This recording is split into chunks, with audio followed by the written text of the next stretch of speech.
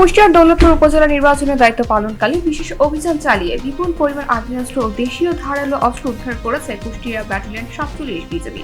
বুধবার 11 ফেব্রুয়ারি বেলা 12:30টায় এক প্রেস বিজ্ঞপ্তিতে এ তথ্য নিশ্চিত করেন 47 বিজিবির অধিনায়ক।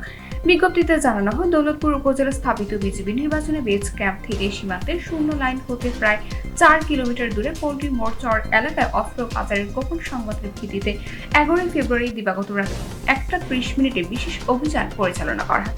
অভিযানকালে মালিকবিহীন অবস্থায় একটি বিদেশি পিস্তল, একটি ম্যাগাজিন ও 3 রাউন্ড গুলি, একটি দেশীয় শুটার গান এবং দুটি বড় রামদা, 5টি ছোট রামদা, 5টি আশুয়া, একটি চাপাতি ও একটি ছুরি সহ মোট 14টি দেশীয় ধারালো অস্ত্র উদ্ধার করা হয়।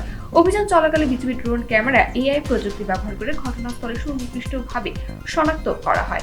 কুষ্টিয়া কুমারখালীতে লাল ট্যাপ পেঁচানো অবস্থায় 10টি বোমা সদৃশ্য বস্তু উদ্ধার করেছে যৌথ বাহিনীর সদস্যরা।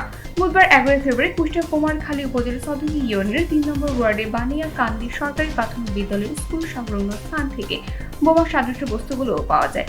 এ বিষয়ে কুমারখালী থানার ভারপ্রাপ্ত কর্মকর্তা জামাল উদ্দিন বলেন, বেলা 12:30টার দিকে খবর পেয়ে আমরা ঘটনাস্থলে সাথে সাথে চলে আসি। ঘটনাস্থলে এসে দুটি পাচারের ব্যাগ থেকে 4টা বড় ও 6টি ছোট সাইজের লাল ট্যাপ পেঁচানো বোমা বা ককটেল সদৃশ্য বস্তু দেখতে পাই।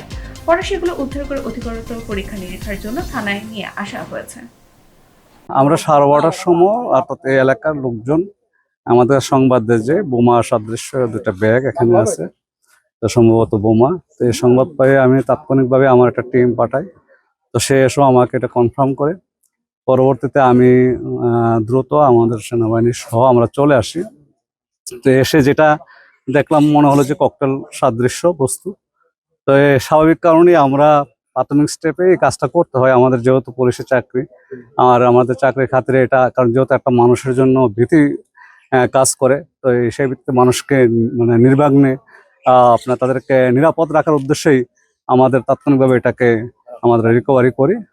12:30 বেলা 12:30 আমার কাছ থেকে এনএসআই এবং পুলিশ দুই পক্ষ থেকে আমার কাছে কল আসে এবং তাদের সংবাদের ভিত্তিতে আমরা ইমিডিয়েটলি আমাদের এই বালিয়াকান্দি এই এলাকায়, যেটা হচ্ছে কুমারখালী উপজেলার অন্তর্গত একটি এলাকা। তো এই এলাকায় ঠিক আপনারা দেখতে পাচ্ছেন যে বালিয়াকান্দির যে সরকারি প্রাথমিক বিদ্যালয় আছে, সেটি আমাদের একটি পোলিং সেন্টার। তার ঠিক অপোজিটেই, রাস্তার অপোজিটে এই টোটাল এখন পর্যন্ত আমরা আইডেন্টিফাই করেছি 9টা থেকে 10টার মতো ককটেল পাওয়া গিয়েছে। তো আমরা এটা ফার্দার, এটা এখন পুলিশের হেফাজতে আমরা নিয়ে যাব এবং ফার্দার ওখানে এটা আবার একটু চেক ব্যাক করা হবে, এটা আসলে কতটুকু মানে রিয়েল নাকি ফেক এই ককটেল, এটা আর একটু পর্যালোচনা করা হবে।